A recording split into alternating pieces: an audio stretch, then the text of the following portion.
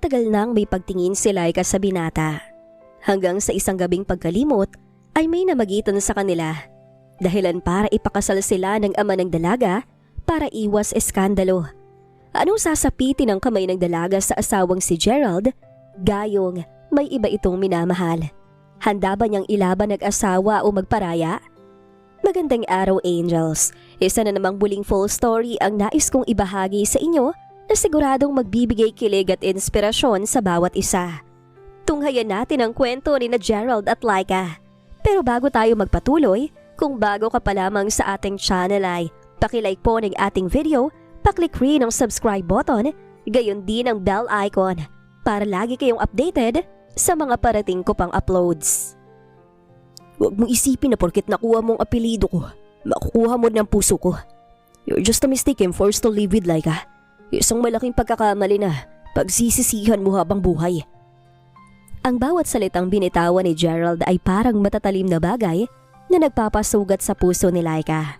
Nakatayo ang dalaga sa gitna ng malawak at marangyang master's bedroom ng kanilang bagong penthouse.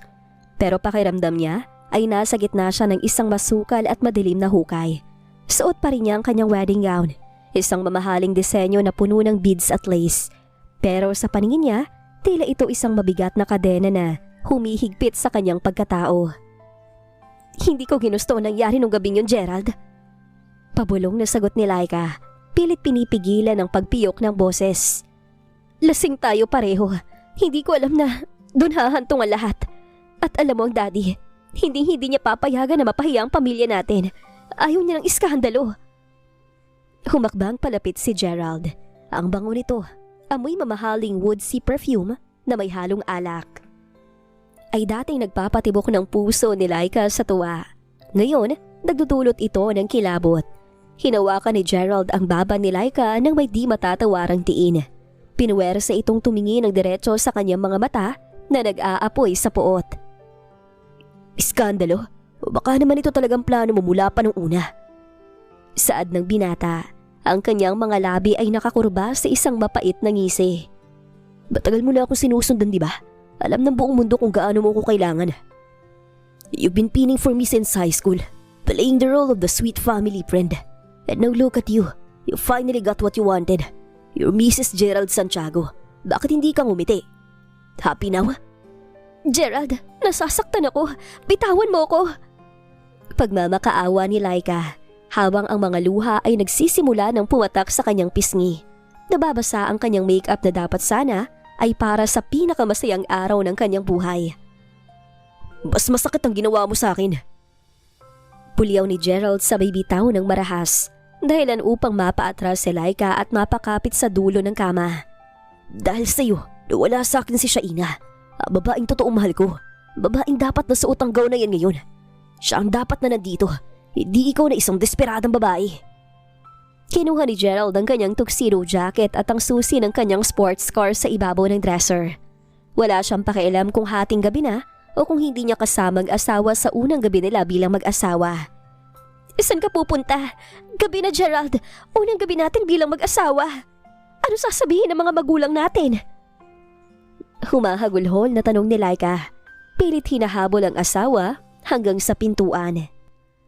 Tumigil si Gerald, hindi lumingon, pero ramdam ang lamig ng kanyang presensya. Huwag mo akong hihintayin. Papunta ako sa taong tunay na nagpapasaya sa akin. Kay Shaina. Dito ka lang sa bahay na to. Maging martir ka kung gusto mo. Total, doon ka naman magaling. Sanay ka naman na maghintay sa wala, di ba? Ang malakas na pagsara ng pinto ay tila isang hatol ng katapusan para kay Laika.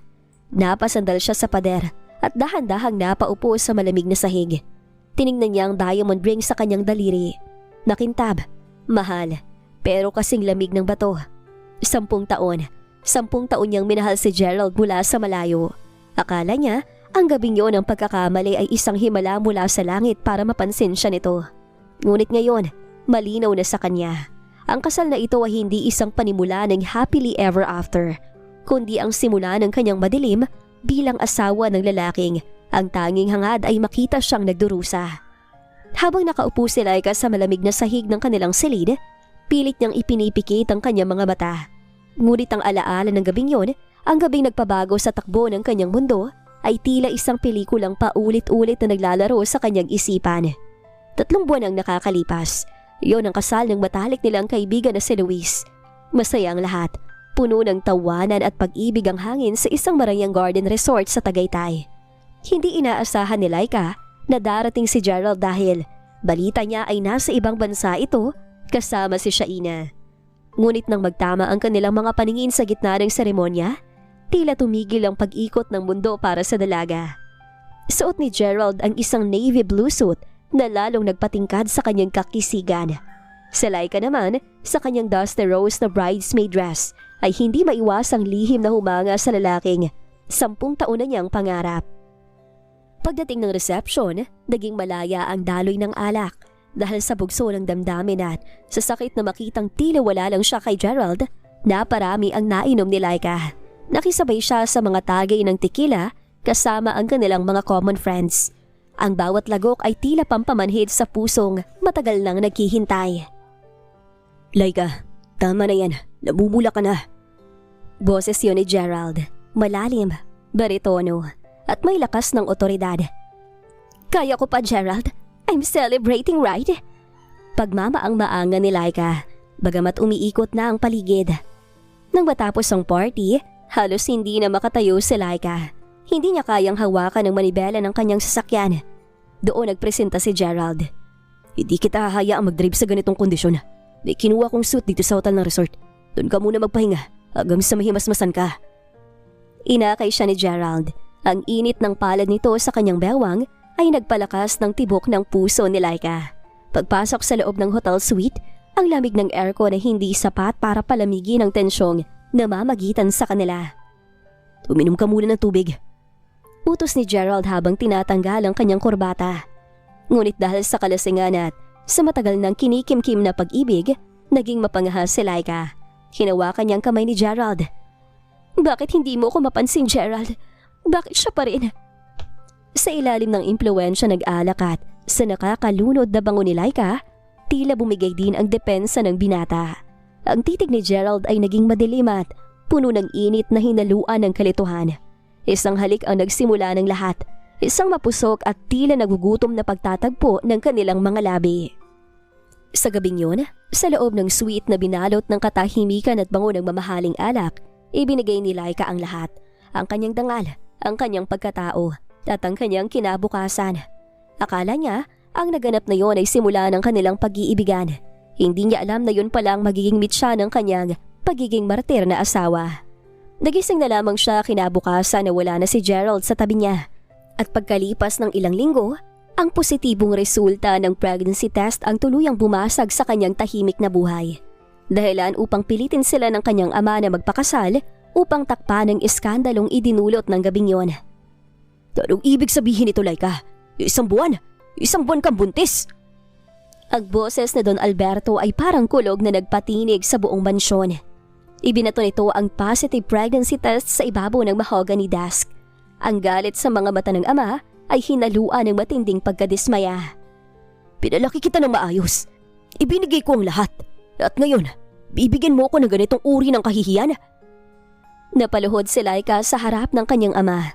Humahagulhol. Daddy, sorry, hindi ko po sinasadya. Sinong gumawa nito sa'yo? Magsalita ka, Laika. Kung hindi, itatakwil kita sa pamilyang to. Sa takot at sa pagnanais na protektahan ng batang nasa sinapupunan, wala nang nagawa si Laika kundi ang aminin ng katotohanan. Si Gerald po, si Gerald Santiago. Hindi nag-aksaya ng panahon si Don Alberto. Ora mismo, tinawagan niya ang mga magulang ni Gerald, sina Mr. and Mrs. Santiago, na matalik din nilang kaibigan sa negosyo. Sa loob lamang ng 2 oras, ang sala ng mga Mendez ay naging tila isang korte. Dumating si Gerald, nakapamulsa at may bakas ng pagkainis sa kanyang muka. Ngunit nang makita niya ang galit na muka ni Don Alberto at ang umiiyak na si Laika, unti-unti nagbago ang kanyang ekspresyon.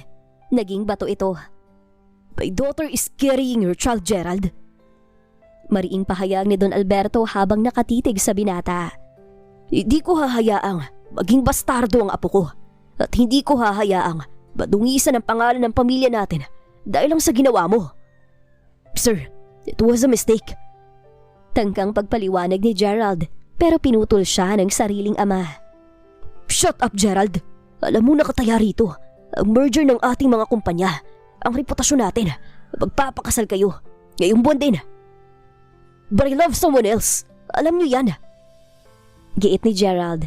Ang kanya mga mata ay nanunulis habang nakatingin kay Laika na parang ito ang pinakamasamang kaaway na nakilala niya. Wala kaming pakialam sa pag-ibig mo. Buliyaw ni Don Alberto. Kasal o kulungan. O baka gusto mong simulan ko ang pagbagsak ng inyong mga negosyo. Sa harap ng ganoong banta, walang nagawa si Gerald kundi ang tumahimik. Ang kanyang kamao ay nagngingit-ngit, ang kanyang panga ay tumigas. Doon, sa harap ng kanilang mga magulang, tila isang kontrata ng kamatayan ang nilagdaan ni Gerald gamit ang kanyang katahimikan. Bumalik si Laika sa kasalukuyan. Nakaupo pa rin siya sa sahig ng kanilang silid. Yakap ang sariling mga tuhod. Ang alaala ng sapilitang kasunduang yon ang dahilan kung bakit ganito na lamang ang puot ni Gerald sa kanya.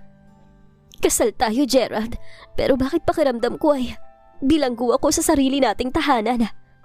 Bulong ni Laika sa hangin habang pinupunasan ng kanyang mga luha. Nagising si Laika na masakit ang buong katawan mula sa pagtulog sa sahig. Ang sikat ng araw na tumatama sa bintana ng mansyon ay tila nanunukso. Isang bagong umaga na dapat sana ay puno ng pag-asa. Ngunit para sa kanya, ito ay pagpapatuloy lamang ng kanyang pagdurusa. Wala pa rin si Gerald. Hindi ito umuwi kagabi. Dahan-dahan siyang tumayo, inayos ang sarili at nagpalit ng isang simpleng pambahay. Sinubukan niyang maging positibo. Baka kung ipagluluto ko siya ng almusal, lumambot ang puso niya. Nasa isip niya. Ngunit bago pa man siya makahawak ng kawali sa kusina, ang tunog ng doorbell ay bumasag sa katahimikan. Agad na sumilay ang ngiti sa mga labi ni Laika.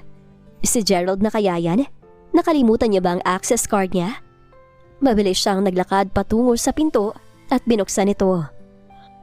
Ngunit ang ngiti ay agad na napawi. Hindi si Gerald ang nasa harap niya. Ito ay isang babaeng tila galing sa isang fashion magazine. Naka-red silk dress, matalim ang pagkaka-makeup at may daladalang aura ng pagtataray. Si Shaina, ang dating nobyo ng asawa niya. So, ito na pala ang bagong Mrs. Santiago. Ang boses ni Shaina ay puno ng pang-uuyam. Hindi man lang ito naghintay na papasukin. Dire-diretso itong pumasok sa loob ng unit na parang siya ang may-ari nito. Shaina, anong ginagawa mo rito? Nauutal na tanong ni Laika. Humarap sa kanya si Shaina at itinaas ang isang kilay. I'm here to check on my property, Laika. Oh, I'm not talking about this condo. I'm talking about Gerald. Kagabi, sa akin siya natulog. Sa piling ko siya bumalik pagkatapos ninyong magpalitan ng ID na wala namang saysay. Parang sinampal si Laika sa narinig. Alam niyang magkasamang dalawa.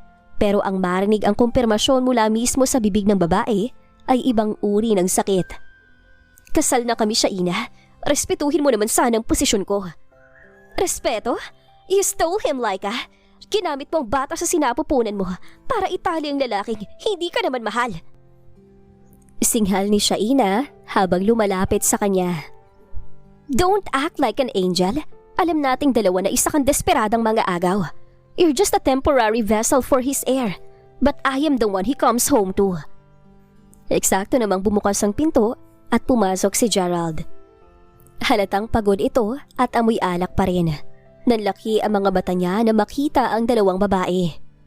Shaina, anong ginagawa mo rito? Tanong ni Gerald, pero ang tono niya ay hindi galit, kundi may halong pag-aalala. I missed you, babe, at gusto ko lang makita kung kumustang mga agaw mong asawa. Malambing na sagot ni Shaina, sabay kapit sa braso ni Gerald sa harap mismo ni Laika. Tumingin si Gerald kay Laika, isang malamig at walang pakialam na tingin. Laika, ipagtimpla mo ng kape si Shaina at siguraduhin mong masarap dahil bisita ko siya. Napako naman si Laika sa kanyang kinatatayuan. Ang sarili niyang asawa sa loob ng kanilang bahay ay inuutusan siyang magsilbi sa babaeng sumisira sa kanilang pagsasama. Ito na bang simula ng kanyang kalbaryo bilang isang asawang tila katulong sa paningin ng lalaking minamahal? Maaga pa lang ay nakaalis na si Gerald. Walang paalam, walang bilin, at mas lalong walang pakialam kung paano itatawid ni Laika ang araw na yon. Pagkatapos ng eksena nila ni Shaina kahapon, tila mas natali si Laika sa isang hukay ng kawalan ng pag-asa. Ngunit kailangan niyang bumangon. May isa pang buhay na nakasalalay sa kanya. Ang maliit na nilalang sa loob ng kanyang sinapupunan na siyang tanging dahilan kung bakit tinitiis niya ang lahat. Sumakay si Laika sa isang taxi patungo sa St. Luke's Medical Center. Habang nakatingin sa labas ng bintana at pinapanood ang abalang kalsada ng Metro Manila, hindi niya mapigilang mainggit sa mga ordinaryong mag-asawang nakikita niya sa bangketa. Naglalakad ng magkahawak kamay, masayang nag-uusap habang papasok sa ospital. Dapat sana ay kasama niya si Gerald. Dapat sana ay magkahawak kamay silang makikinig sa tibok ng puso ng kanilang anak. Pagdating sa tapat ng klinik ng kanyang OBGYN, naupo si Laika sa mahabang bench. Siya lang ang mag-isa ro na walang kasama. Ang bawat buntis na lumalabas mula sa pinto ay may alalay na asawa o nanay. Napayuko na lamang siya at hinaplos ang kanyang tiyan na wala pa ring bakas ng umbok. Laika Mendez? Isang pamilyar na boses ang bumasag sa kanyang pagmumuni-muni. Pag-angat ng kanyang tingin, isang matangkad na lalaking nakaputing coat ang nakatayo sa harap niya. May suot itong salamin at isang ngiting tila nagpagaan sa bigat ng kanyang puso. Patrick? Gulat na tanog ni Laika. Si Patrick, ang matalik niyang kaibigan noong kolehiyo na nawala ng ilang taon dahil nag-aral ng medisina sa ibang bansa. Siya ang taong laging nakikinig sa mga hinaing ni Laika, lalo na tungkol sa pagkagusto nito kay Gerald noon. Dr. Patrick na ngayon. Biro nito habang nauupo sa tabi niya. Anong ginagawa mo rito? At bakit? Bakit mag-isa ka lang? Balita ko, kinasal ka na raw kay Gerald ah. Hindi agad nakasagot si Laika. Pilit niyang nilunok ang bara sa kanyang lalamunan. Oo, kinasal na kami. Gerald is busy with the company. Alam mo naman yon, workaholic. Napansin ni Patrick ang pamumula ng mga mata ni Laika at ang panginginig ng kanyang mga daliri. Bilang isang doktor at bilang isang kaibigang matagal nang nakakakilala sa kanya, alam ni Patrick na may mali. Busy? Sa unang check-up ng asawa niya? Laika, kilala kita. Simula nung college, hindi ka marunong magsinungaling sa akin. Dito na tuluyang bumigay si Laika. Isang butil ng luha ang pumatak sa kanyang pisngi. Mabilis niya itong pinunasan, pero huli na. Hey, it's okay. Malambing na sabi ni Patrick sabay abot ng panyo. I'm here as a friend, not as a doctor. Tara sa cafeteria muna tayo habang hinihintay mo ang turn mo. May treat. Kailangan mong kumain ng masustansya para sa baby. Sa loob ng cafeteria, pansamantalang nakalimutan ni Laika ang kalungkutan. Pinatawa siya ni Patrick sa mga kwento nito tungkol sa mga karanasan niya sa residency sa Amerika. Pinadalhan siya nito ng mainit na gatas at oatmeal. Sa loob ng isang oras, naramdaman ni Laika na mahalaga siya, na may taong nag-aalala sa kanya hindi dahil sa obligasyon, kundi dahil sa tunay na pagkalinga. Salamat Patrick, hindi ko alam na kailangan ko pala ng kausap ngayon. Sabi ni Laika nang tawagin na ang pangalan niya para sa ultrasound. Lagi ako nandito Laika, kahit anong mangyari, huwag mong kakalimutan na may kaibigan kang handang makinig. Seryosong sabi ni Patrick habang nakatingin ng diretso sa kanyang mga mata. Nang pumasok si Laika sa loob ng ultrasound room, dala niya ang munting lakas na ibinigay ni Patrick. Sa screen, nakita niya ang maliit na tuldok, ang kanyang anak. Doon siya nangako sa sarili. Titiisin niya ang lahat ng sasabihin ni Gerald, maging ang pagiging martir, para lamang sa kaligtasan at kinabukasan ng munting anghel na ito. Ngunit nang pabalik na siya sa mansyon, isang mensahe mula kay Gerald ang natanggap niya. Huwag kang magluluto, may lunch date kami ni Shaina sa labas at huwag mo na akong hihintayin. Ang panandaliang saya na ibinigay ni Patrick ay muling napalitan ng pait. Nakatayo si Laika sa gilid ng kalsada sa tapat ng ospital. Pilit na kumakaway sa bawat taxi na dumadaan. Tirik na ang araw at nagsisimula na siyang mahilo. Isang epekto ng kanyang pagbubuntis na lalong pinahihirap ng mainit na panahon. Halos 10 minuto na siyang naghihintay. Ngunit tila puno ang lahat ng sasakyang dumadaan. Sa gitna ng kanyang paghihirap, Isang pamilyar na puting SUV ang huminto sa kanyang harapan. Laika, hindi ka pa nakakauwi. Mapanganib sa kondisyon mo magbabad sa init. May pag-aalalang sabi ni Patrick habang ibinababa ang bintana ng sasakyan. Halika na, ihahatid na kita. Huwag ka nang tumanggi para sa baby rin to. Dahil sa panghihina, hindi na nakahindi si Laika. Salamat Patrick, nakakahiya na talaga sa'yo. Tugon niya habang sumasakay. Sa loob ng sasakyan, panandali ang gumaan ang pakiramdam ni Laika. Ngunit pagdating nila sa tapat ng mansyon, hindi niya alam na naroon na pala si Gerald. Kapaparada lang ng kanyang sasakyan. Kitang-kita ni Gerald kung paano inalalayan ni Patrick si Laika pagbaba at ang malambing na paghaplos ng doktor sa balikat ng asawa niya. Pagkaalis ng sasakyan ni Patrick, agad na sumugod si Gerald kay Laika. So, ito bang pinagkakaabalan mo habang wala ako? Buliyaw ni Gerald. Madilim ang kanyang muka at nanggagalit ang kanyang panga. Gerald, nasasaktan ako ha? Ano ba? Pilit na nagpupumiglas si Laika dahil sa higpit ng hawak ng asawa sa kanyang braso. Kaibigan ko lang siya. Si Patrick yun. Kaibigan? Sa tingin mo ba nahihibang ako? Nakita ko kung paano kanya hawakan. Singhal ni Gerald habang tinitingnan ang papalayong sasakyan ni Patrick. Kaya mo ba ako pinilit pakasalan para maging cover-up lang ang apelido ko habang nakikipagkita ka sa ibang lalaki? Ganyan ba kababang moralidad mo?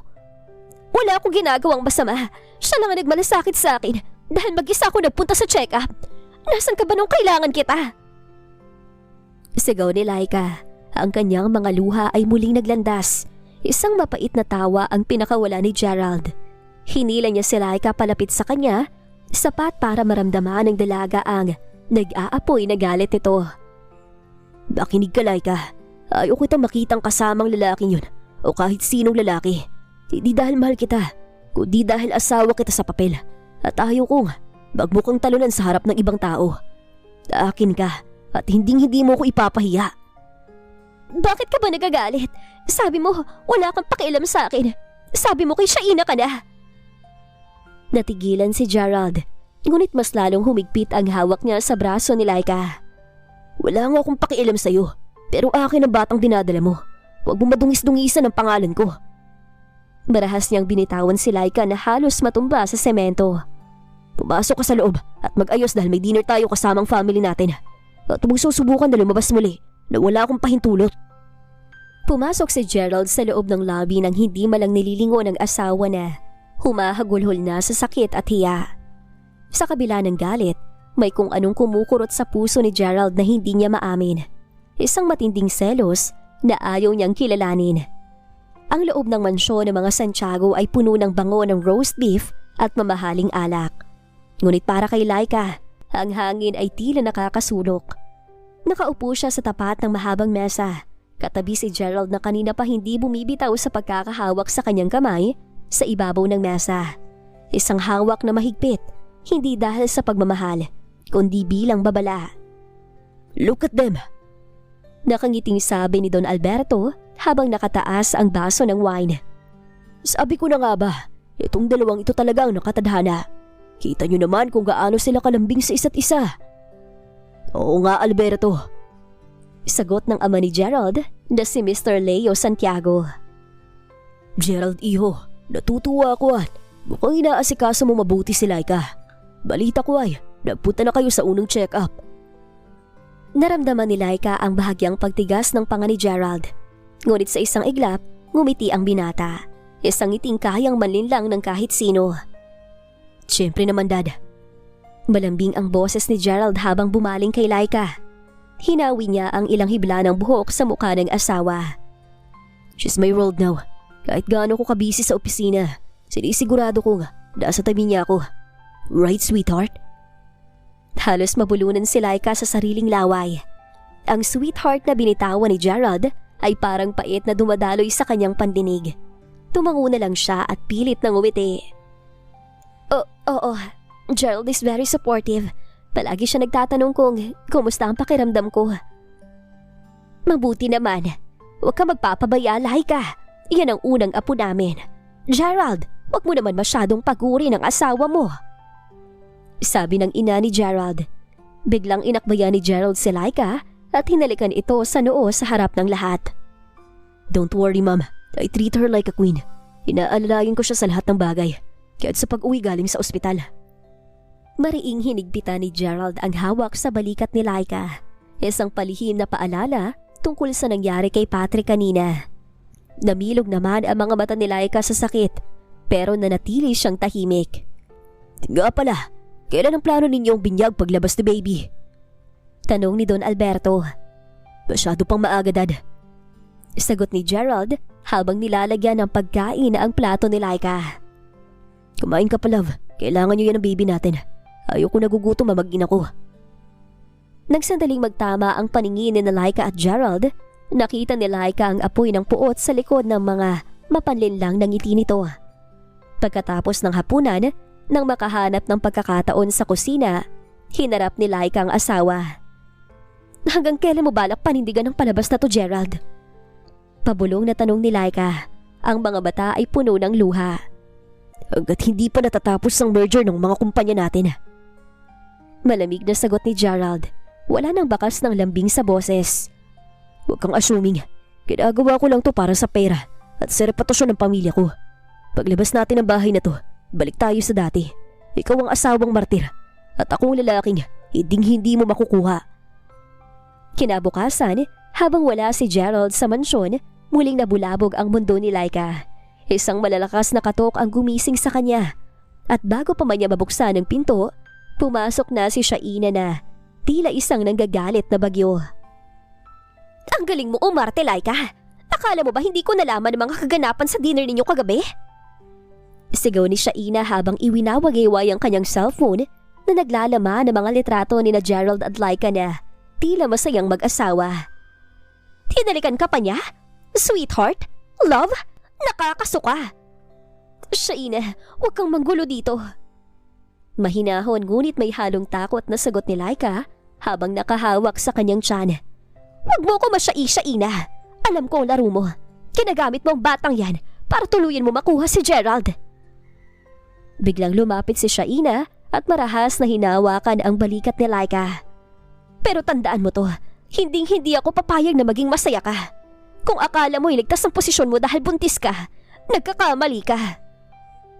Itinulak ni Shaina si Laika patungo sa direksyon ng hagdan.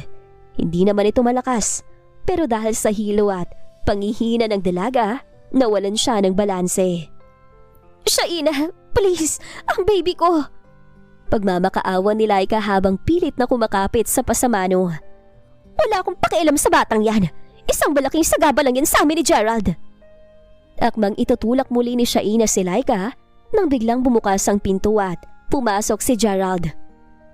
Shaina, anong ginagawa mo? Ang boses ni Gerald ay dumagudong sa buong silid. Agad na nagbago ang anyo ni Shaina. Mula sa pagiging masama, bigla itong nagmistulang biktima. Gerald, babe, sinusubukan ko lang siyang kausapin, pero bigla siya naghisterikal. Ngunit hindi nakinig si Gerald. Nakita niya ang pamumutla ni Laika at ang panginginig ng mga binti nito. Sa hindi maipaliwanag na dahilan, nakaramdam si Gerald ng isang matinding kaba para sa mag-ina niya. Mabilis siyang lumapit at sinalo si Laika bago pa man ito tuluyang bumagsak sa sahig. Laika, tumingin ka sa akin. Malakas na sabi ni Gerald. Ramdam niya ang lamig ng balat ng asawa. Shaina, umalis ka na. Ngayon din. But Gerald? Sabi ko, umalis ka na. Bulyaw ni Gerald na ikinagulat ni Shaina. Sa takot, mabilis na lumabas ng mansyon ng babae. Naiwang mag-isa si Gerald habang kargaang nangihinang si Laika. Inihiga niya ito sa sofa at mabilis na kumuha ng tubig. Ang kanyang mga kamay ay nanginginig. Isang bagay na hindi niya inaasahang mangyayari para sa babaeng sinabi niyang hindi niya kailanman mamahalin. Ayos ka lang ba? May masakit ba sa'yo? Ang baby.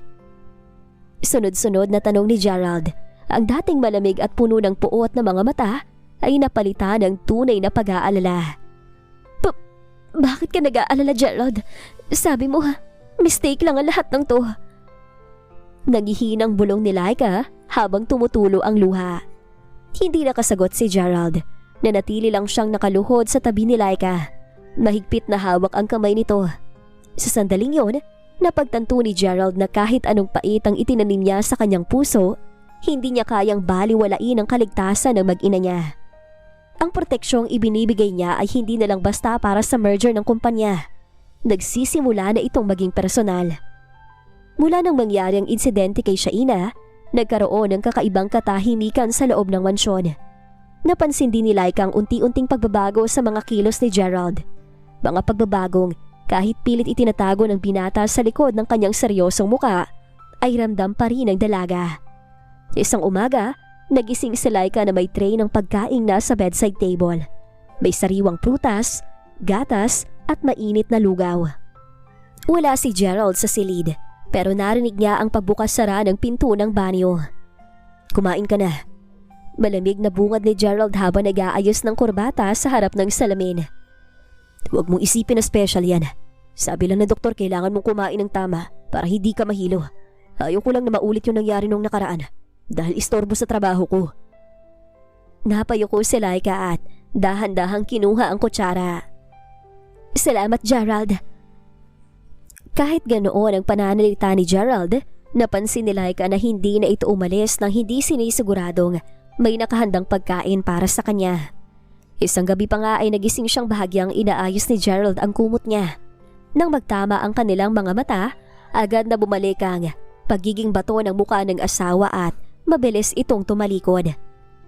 "Bakit mo ginagawa to, Gerald? Sabi mo, istorbo lang ako. Pero bakit ka nag-aalala?" Tumigil si Gerald sa paglalakad pero hindi lumingon. "Dahil ayaw ko mawala ang bata sa loob mo habang nasa pamamahay ko. Obligasyon ko yan bilang asawa sa papel.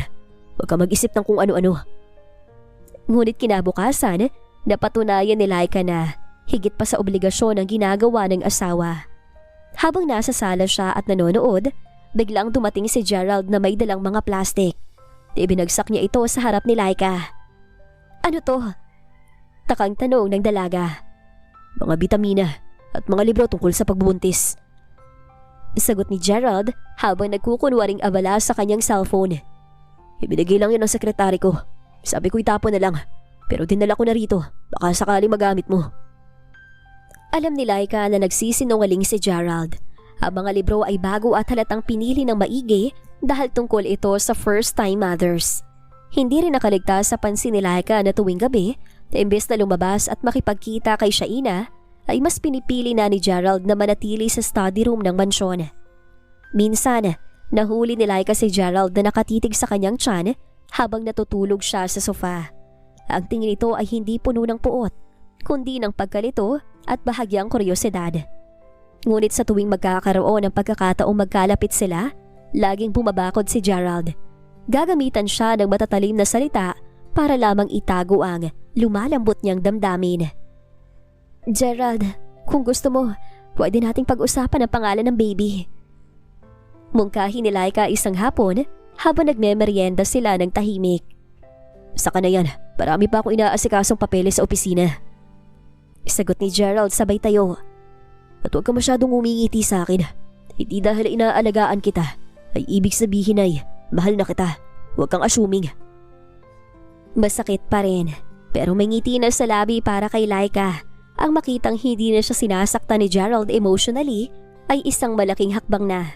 At gagawin niya ang lahat para ibigin din siya ng asawa. Dumating ang araw ng pangalawang check-up ni Laika. Maaga pa lang ay nakahanda na siya. Suot ang isang maluwag na maternity dress na kulay asul. Habang inaayos ang kanyang gamit, hindi niya mapigilang mapabuntong hininga. Inaasahan na niyang mag-isa na naman siyang pupunta. Lalo na't narinig niyang may mahalagang board meeting si Gerald sa kumpanya ngayong umaga.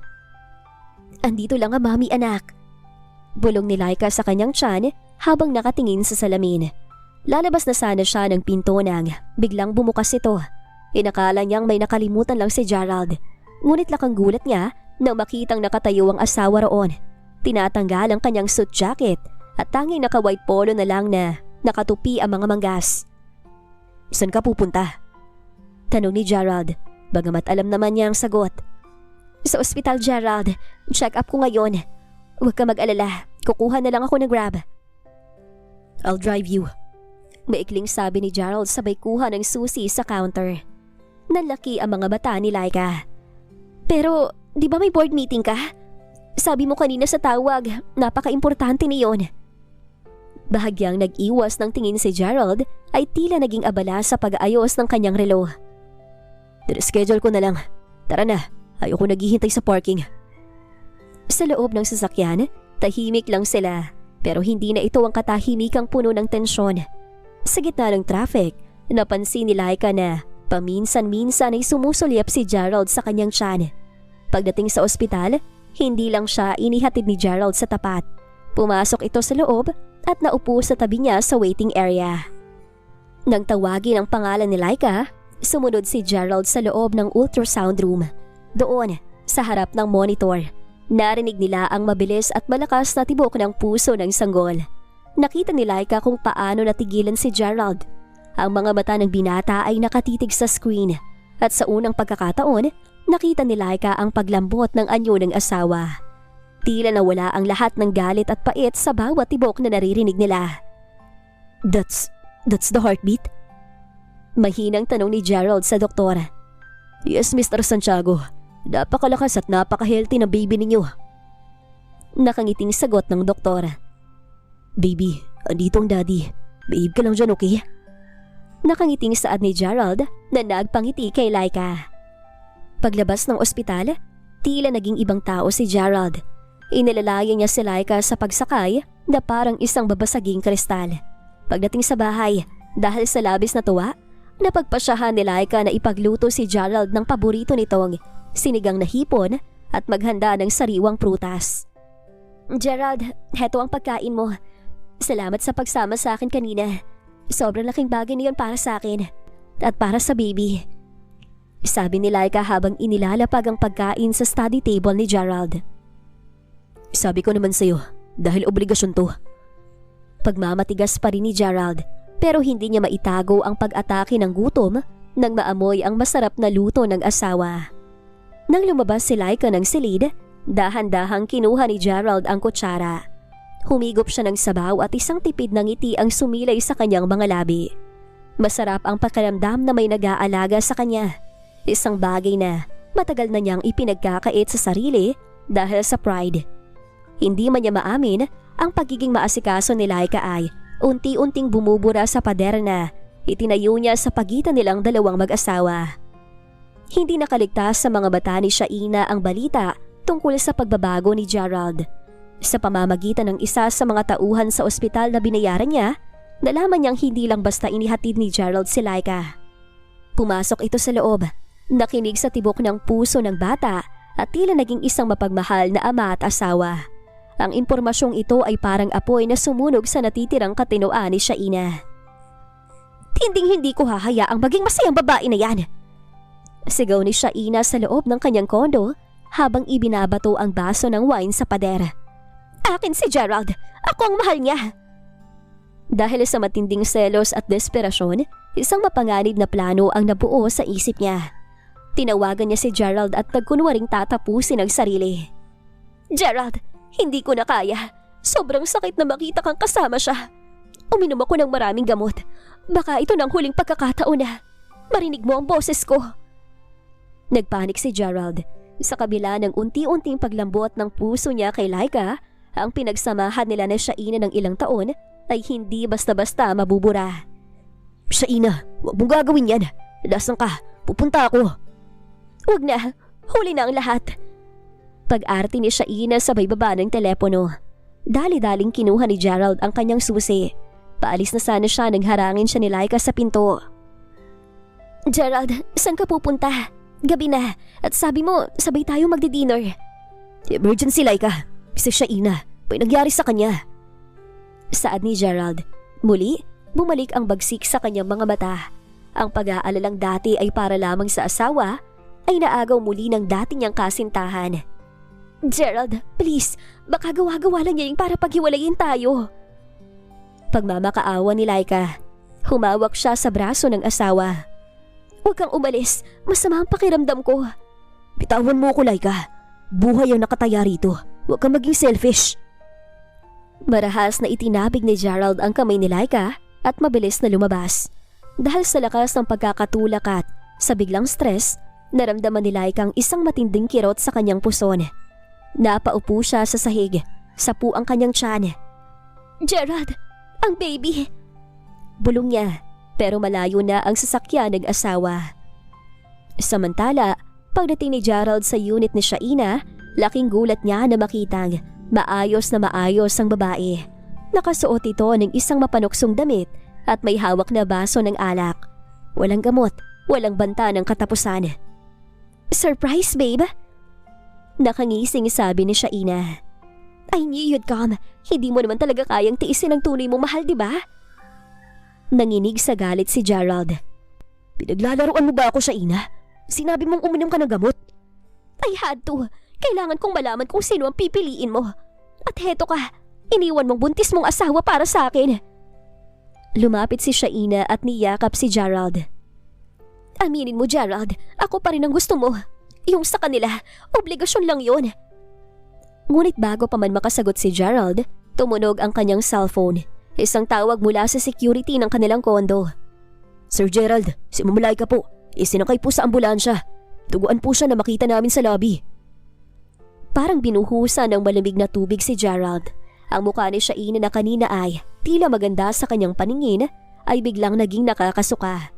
Sa isang iglap, na-realize ni Gerald ang laki ng pagkakamali niya.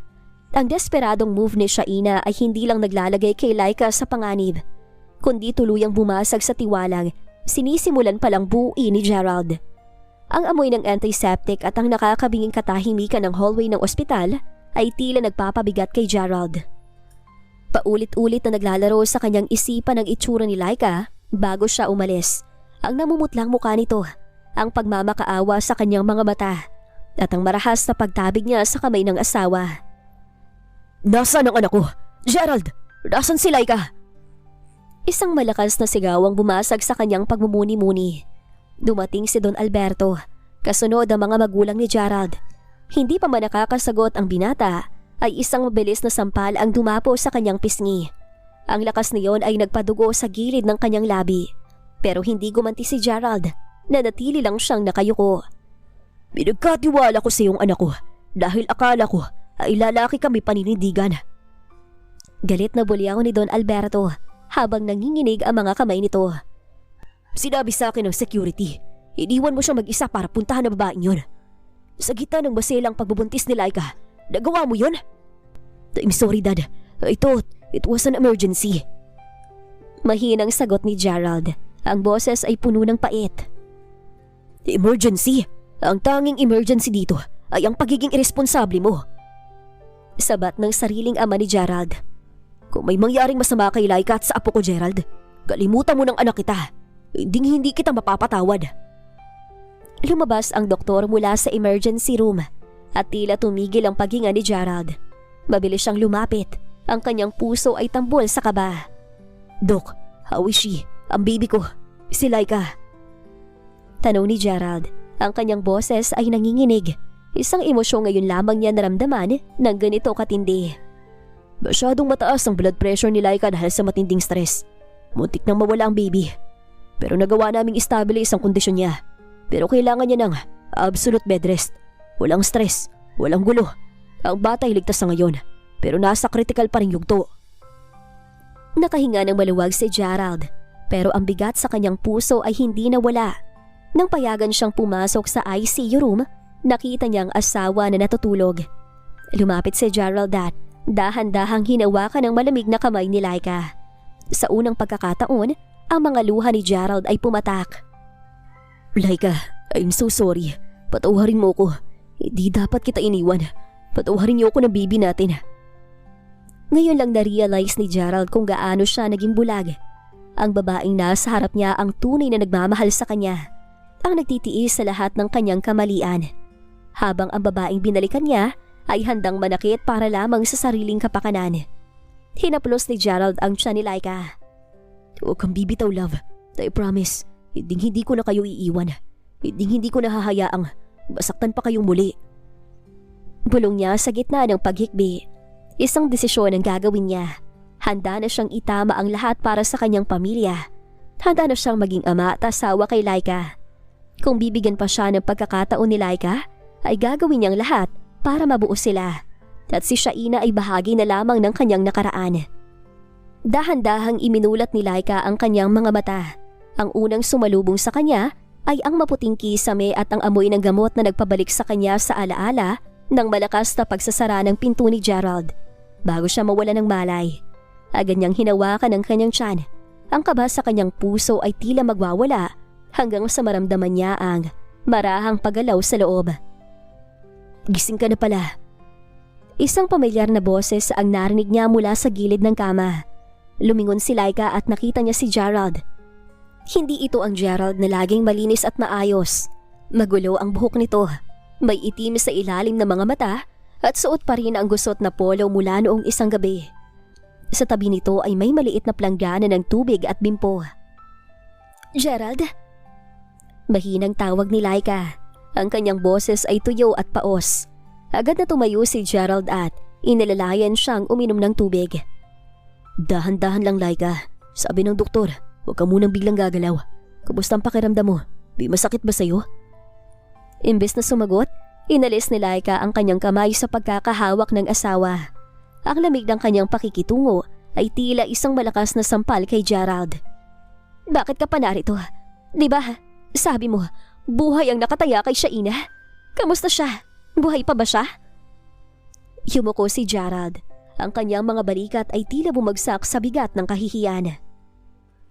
Laika, patawarin mo ko. Nagkamali ako. Pinaglaruan niya lang ako. Wala siyang sakit. Wala siyang ininom na gamot. Isang malaking pagkakamali na iniwan kita. Isang mapait na tawa ang kumawala sa mga labi ni Laika na agad na nasundan ang pagtulo ng kanyang mga luha. Pagkakamali? Gerald, muntik nang mawala ang anak ko. Muntik na kaming mawala dahil mas pinili mong maniwala sa kanya kaysa sa akin na asawa mo. Noong nagmamakaawa ako sa iyo na huwag kang umalis dahil masama ang pakiramdam ko, anong sabi mo? Sabi mo, selfish ako. I was blind, Laika. Aminado ko na mali ako. Pabulong na sabi ni Gerald habang pilit na hinuhuli muli ang kamay ng asawa. Simula nung dinala ka rito, hindi na ako umuwi. Hindi ko kayang iwan ka rito nang hindi ko alam kung ligtas kayo. I realize that my life means nothing if I lose both of you.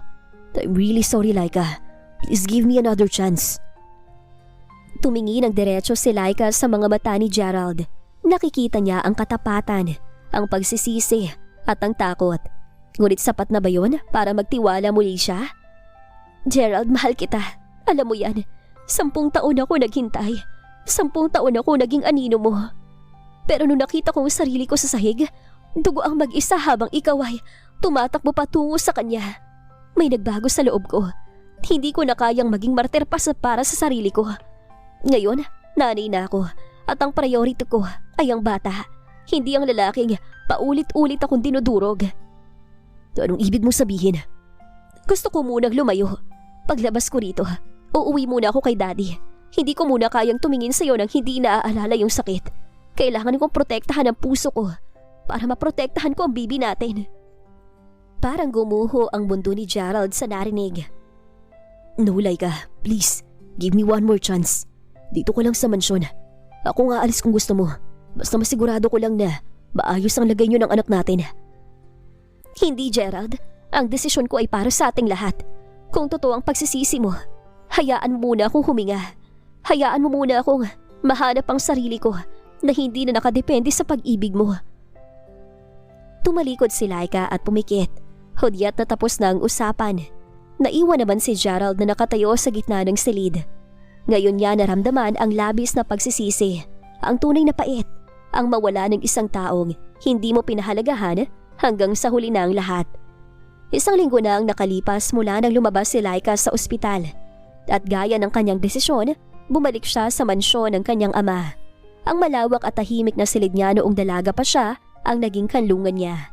Bagamat naroon ang kapayapaan, hindi pa rin mawala sa kanyang isipan ang imahe ni Gerald na nakaluhod sa gilid ng kanyang kama sa ospital. Akala ni Laika ay titigil na si Gerald kapag lumayo siya. Ngunit nagkamali siya. Tuwing 6:00 ng umaga, bago pa man magising ang buong kabahayan, naroon na ang sasakyan ni Gerald sa labas ng gate. Hindi siya pumapasok ng walang pahintulot at hindi rin siya nanggugulo. Ang tanging ginagawa niya ay mag-iwan ng isang basket ng sariwang prutas, gatas na para sa mga buntis at isang maliit na sticky note na may nakasulat na, "Sana'y masarap ang tulog niyo ni baby. Dito lang ako kung kailangan niyo ako. Love, Gerald." Mula sa bintana ng kanyang silid sa ikalawang palapag, lihim na pinagmamasdan ni Laika ang asawa. Nakikita niya ang pagbabago nito. Hindi na ito ang palaging nakasuot ng formal na suit at mukhang laging galit sa mundo. Ngayon, madalas ay nakasimple lang itong t-shirt at maong. Tila nawala ang yabang sa kanyang mga kilos. Minsan pa nga ay nakikita ni Laika na tinutulungan ni Gerald ang mga hardinero ng kanyang ama sa pagdidilig ng mga halaman. Makalapit lang sa kwarto niya. Isang hapon, habang naglalakad si Laika sa garden para sa kanyang daily exercise, nahuli niya si Gerald na nakaupo sa isang bench sa labas ng bakod, nakatitig sa veranda ng kanyang silid. "Bakit hindi ka pa umuwi?" Mahinahong tanong ni Laika nang lumapit siya sa gate. Agad na tumayo si Gerald, halatang nabigla at natuwa nang makita ang asawa. "Laika, ayos ka lang ba? Kumain ka na ba ng merienda? Nagdala ko ng paborito mong kakanin mula sa Binondo kanina." "Gerald, hindi mo kailangan gawin to. Sabi ko, kailangan ko ng espasyo." Seryosong sabi ni Laika, pero hindi niya maitago ang lambot sa kanyang boses nang makita ang pawis sa noo ng asawa. "Alam ko, Laika, at re-respetuhin ko yun. Hindi ako narito para pilitin kang bumalik. Narito ako dahil gusto kong malaman mo na kahit hindi mo ko kailangan, ay inaamin ko na kailangan kita at kailangan kong anak natin. Hahayaan kitang magdesisyon sa sarili mong oras. Pero hanggat hindi ka pa handa, ako magsisilbing proteksyon niyo mula sa malayo. At aaminin ko na mahal kita, Laika. Alam ko na hindi ka basta naniniwala. Pero papatunayan ko sa iyo na nasa tabi niyo lang ako sa kahit anong oras." Bago pa makasagot si Laika, tumalikod na si Gerald. Meron pa siyang isang huling misyon na dapat tapusin para tuluyang malinis ang landas nila ni Laika. Kinagabihan, nagpunta si Gerald sa isang tahimik na cafe para makipagkita kay Shaina. Ito ang huling pagkakataon na haharapin niya ang babaeng minahal niya noon, ang babaeng naging mitsa ng kanyang pagkabulag. Pagdating ni Shaina, agad itong yumakap sa balikat ni Gerald. "Babe, I knew you'd call. I'm so sorry about what happened. Let's just forget everything and start over, okay?" Dahan-dahang inalis ni Gerald ang mga kamay ni Shaina sa kanya. Malamig at seryoso ang kanyang tingin. "Hindi, Shaina. Narito ako para tapusin ang lahat sa atin sa huling pagkakataon." Napatigil si Shaina. Ang kanyang ngiti ay napalitan ng takot. "What? Gerald? After all these years? Dahil lang ba sa aksidenteng yon?" "Hindi lang yun sa isang aksidente, Shaina. Ipinahamak mo mag-ina ko. Pero hindi lang ikaw ang may mali. Ako ang may pinakamay sala dahil hinayaan ko masaktan ng babaeng tunay na nagmamahal sa akin. Shaina, patawarin mo ko. Patawarin mo ko kung nasaktan kita. Kung binigyan kita ng maling pag-asa habang nakatali na ako sa iba. Pero kailangan kong aminin sa'yo at sa sarili ko. Mahal ko si Laika at hindi ko kayang mawalang mag-ina ko." "Mahal mo siya?" Pabulong na tanong ni Shaina. Tila hindi makapaniwala. "Oo, hindi ko alam kung kailan nagsimula. Pero narealize ko na siya na mundong ayaw ko mawala sa akin. Siya ang asawa ko at gagawin ko ang lahat para mabuo ang pamilya ko. Kaya pakiusap, Shaina. Lumayo ka na. Hayaan mo na kami maging masaya. Huwag mo nang hintayin na kamuhian kita ng tuluyan." Bumagsak ang mga luha ni Shaina. Nakita niya sa mga mata ni Gerald ang determinasyon na hinding-hindi na niya mababali. Wala na ang lalaking madaling niyang mamanipula sa isang luha lang. Sa harap niya ay isang lalaking nahanap na ang kanyang tahanan. "I hate you, Gerald. But I guess I lost it." Hikbi ni Shaina habang pinapahid ang kanyang mga luha. "Sana maging masaya ka sa kanya. Hindi na ako magugulo. Aalis na ako. Lalayo na ako para makalimot." Tumayo si Shaina at yumakap sa kanya sa huling pagkakataon bago umalis ng cafe nang hindi na lumilingon. Pag-alis niya, nakaramdam si Gerald ng isang malaking ginhawa. Lumipas ang mga linggo na tila isang pagsubok ng katatagan para kay Gerald. Pero hindi siya tumigil. Araw-araw, bago pumasok sa opisina, dumadaan siya sa mansyon ng mga Mendez para ihatid ang mga pagkaing paborito ni Laika. Minsan, inaabutan siya ng gabi sa sala ni Don Alberto, hindi para uminom, kundi para makipag-usap ng seryoso tungkol sa negosyo at humingi ng payo kung paano maging isang mabuting haligi ng tahanan. Unti-unti nakita ni Don Alberto ang pagbabago sa dating mayabang na manugang. Ang Gerald na dati ay hindi kayang tustusan ng oras ang asawa, ay siya na ngayong nag-aayos ng schedule para lamang samahan si Laika sa bawat prenatal yoga at check-up nito. Isang hapon, habang pinapanood ni Laika si Gerald na maingat na binabasa ang bawat label ng bitamina niya, naramdaman niyang isang pamilyar na init sa kanyang puso. Ang pag-ibig na akala niya ay nawala na ng puot ay muling sumibol. Ngunit sa pagkakataong ito, hindi na ito ang pag-ibig ng isang martir. Ito ay pag-ibig ng isang babaeng marunong nang magpahalaga sa sarili at marunong nang maniwala sa pagbabago. Gerald! Tawag ni Laika habang nakaupo sila sa garden. Bakit mo to ginagawa? Pwede mo namang ipadala na lang sa driver itong mga gamit ko. Hinawakan ni Gerald ang kamay ni Laika, marahan at puno ng respeto. Dahil ang mga sandaling kasama kita, ang tanging nagpapakalma sa akin, Laika. Na-realize ko ng tagumpay sa negosyo ay walang saysay kung wala akong uuwian na pamilya. Patawarin mo ko kung huli na mapagtanto ko na ikaw ang pinakamahalagang biyaya sa buhay ko. Sa mga mata ni Gerald, wala na ang anino ni Shaina. Wala na ang galit. Ang tanging nakikita ni Laika ay ang lalaking handang itaya ang lahat para sa kanila. Handa na akong makasama ka ulit ng anak natin. Gerald, uuwi na kami sa mansyon. Nakangiti na saad ni Laika na nagpatigil kay Gerald. Talaga, Laika? Sasama ka na sa akin? Hindi makapaniwala na saad ni Gerald. Oo, Gerald. Aminado ko na mahal kita. At nakita ko sa isang linggo na nagbago ka na at gusto ko maging buo tayo. Salamat, Laika. Pangako, hindi ka magsisisi. Mahal na mahal kita. Masayang saad ni Gerald bago hinalika ng asawa ng buong puso. Sa gabing yon, sa harap ng kanilang mga magulang, formal na ipinaalam ni Laika na uuwi na siya sa mansyon na ikinasaya naman ng mga magulang niya. Makalipas pa ang ilang buwan, isang madaling araw, ang katahimikan ng mansyon ay bumasag ng isang mahina ngunit nagmamadaling daing ni Laika. Gerald! Gerald! Ang panubigan ko! Parang kidlat na bumangon si Gerald. Wala na ang panik na nararamdaman niya noong nakaraang insidente. Ngayon, kalmado ngunit mabilis siyang kumilos. Inalalayan niya si Laika pababa sa sasakyan habang ang kanyang kamay ay mahigpit na nakahawak sa asawa, nagbibigay ng lakas. Sa loob ng delivery room, hindi binitawan ni Gerald ang kamay ni Laika. Pinanood niya ang bawat patak ng pawis at ang bawat hirap ng asawa. Kaya mo yan, love. Nandito lang ako. Hindi kita iiwan. At sa huling malakas na iring ni Laika, isang matinis na iyak ang pumuno sa buong silid. Ang iyak na yon ay tila nagtanggal ng lahat ng pait ng nakaraan. Ipinatong ng nurse ang isang malusog na sanggol na lalaki sa dibdib ni Laika. Meet your son, Gerald. Bulong ni Laika habang tumutulo ang luha ng kagalakan. Is beautiful. Napakagwapo niya. Gaya ng mami niya. Sagot ni Gerald habang dahan-dahang hinahaplos ang maliliit na daliri ng bata. Welcome to the world, anak. Jake Leon Mendez Santiago. Ang pangalang Jake ay simbolo ng kanilang bagong simula at ang leon ay hango sa katatagan na ipinamalas ni Laika sa gitna ng lahat ng pagsubok. Habang nakatingin si Gerald sa kanyang mag-ina, alam niyang buo na ang pagkatao niya. Makalipas ang isang taon, isang masayang selebrasyon ang nagaganap sa garden ng kanilang sariling mansyon.